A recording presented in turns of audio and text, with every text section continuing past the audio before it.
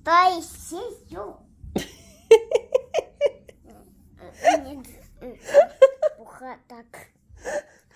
Дай сисю. Ты мне что, принес сок, чтобы я выпила? Там сись. Сока. Выпью сока и появится молочко в сисе? Да, сиси. Мама. Что? Вот сок. Хорошо, я выпью. И что? Сиси сок. Сиси сок. Так, а ты что хочешь? Сиси сок. Сок пить из сиси? Да, сиси. Это что-то у нас новенькое. Ой! Ой! Ты меня сейчас задушишь.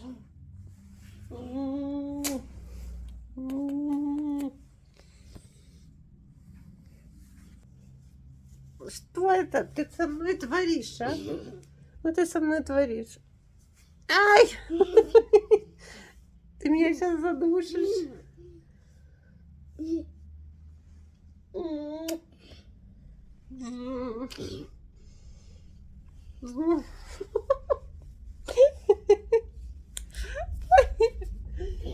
Прекрати, пожалуйста.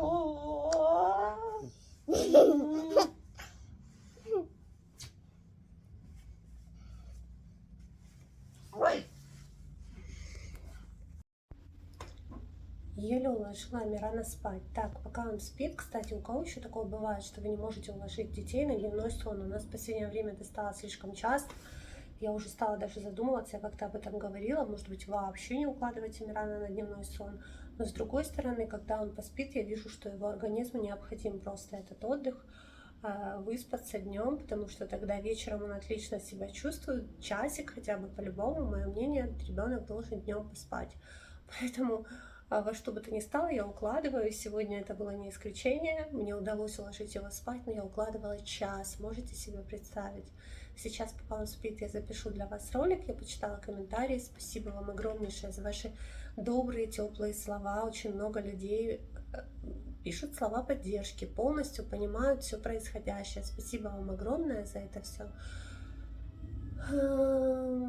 Были, конечно, и набежавшие люди, которые начали писать мне заученные такие вот фразочки. Я думаю, что это боты, которые находятся на зарплате, почему-то постоянно ко мне и к моим детям начинают применять слова президента на букву «П» по поводу сидения детей в подвалах и так далее. Ваши дети будут сидеть в подвалах. Я вообще не могу понять, почему вы эту цитату применяете относительно ко мне и к моим детям. Я вообще когда-то давала повод, что я фанат этого человека, или почему вы именно ко мне это применяете, почему вы решили, что я голосовала за этого человека, и, ну, в общем, мне не совсем понятно, поэтому я считаю, что аргументированных каких-то таких нормальных ответов, почему это мне пишется, люди дать не могут, поэтому я считаю, что это боты, имею на это право, поэтому были заблокированы. Еще хочу попросить, пожалуйста, не писать мне уже, наверное, в 1000-й раз по поводу во Львове, как обстоят дела во Львове с разговором на русском языке, а можно ли говорить на русском, нельзя, и как кого там бьют. Почему вы постоянно мне, вот есть такие люди, которые мне постоянно приводят доводы, что же во Львове. Мне это абсолютно не интересно, и меня это вообще не интересует, что происходит во Львове, я там никогда не была. И, пожалуйста, обсуждайте, есть куча, я так думаю, я уверена, есть куча львовских YouTube-каналов, где можно это все обсудить, обсмаковать, а что же во Львове, кого побили, кого убили за русский язык, причем здесь я, почему постоянно это высказывается у меня. Давайте обсуждать, если уже мы говорим про какие-то, про язык, про русский, про украинский, будем обсуждать в Харькове. В Харькове все, что во Львове, вот если я увижу, я буду тоже подобного рода комментарии блокировать, уж простите. Итак, по поводу школы я бы еще хотела сказать пару слов по поводу обучения в школе, кто в школу пойдет, кто не пойдет. Очень было много комментариев на эту тему, люди не совсем поняли, все происходящее. Ну, не все просто поняли, и не все знают ситуацию. Кто-то писал, переведите Нору просто в другую школу. Нет, в Харькове школы, я так поняла, никакие не пойдут, работать не будут. В Харькове, в Харьковской области. У нас есть несколько частных школ, где обучение очень дорогое, и, ну, дело даже не в этом. Частные школы будут работать, и частные садики будут работать. Но Нора категорически не хочет переходить в другую школу, так что этот вопрос даже не стоит. Она сказала, вот 9 классов закончу вот в этой школе, тогда уже перейду на 10-11 в другую школу. Так что этот вопрос отпадает. Получается, что будем на онлайн заниматься, онлайн занятия, и, естественно, придется нам еще помогать. То есть придется на меня, еще на мои плечи ложится вот такой вот груз обучения своего ребенка, проверки знаний и так далее. В общем, Амиран тоже в садик, естественно, не пойдет. Так что я остаюсь на обучать своих детей. А работа мамы, она такая, да?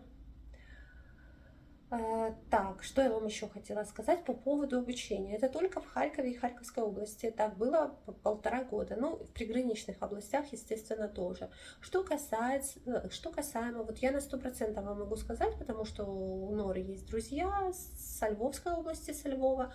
Там в школу они ходили. Были тревоги, там они спускались в подвал, но, насколько я слышала, в школу ходили. Нора говорит, не все время, у них были какие-то времена, когда свет выключали, когда было, допустим, дистанционное обучение, но в основном в школу они ходили. То же самое было в Сумской области. Я тоже помню, там мальчик в школу все время ходил, ну, тоже в какие-то моменты не ходил, когда света не было. Они спускались часто в подвал, когда тревоги. Но, естественно, вы прекрасно понимаете, что тревоги во Львове и Львовской области, они не так часто происходили в 2022-2023 году, как в Харькове. У них тревоги случались раз в несколько дней. Поэтому, в принципе, проблем с обучением у них вообще не было. И 1 сентября все равно дети в тех областях идут в школу. Еще написала женщина с Киева, что дети в школу идут в Киеве с 1 сентября. Ну, я так понимаю, когда тревога, то все будут спускаться в подвал, бомбоубежище. Когда тревоги нет, все будут сидеть на уроках. Но у нас мы переходим на самообучение, поэтому вот такая вот так вот обстоят дела у нас в Харькове. Друзья, не забывайте подписаться на канал, мне будет очень приятно, если вы подпишетесь на канал. Наконец-то мы там добьем до 150 тысяч. Не забывайте поставить лайк.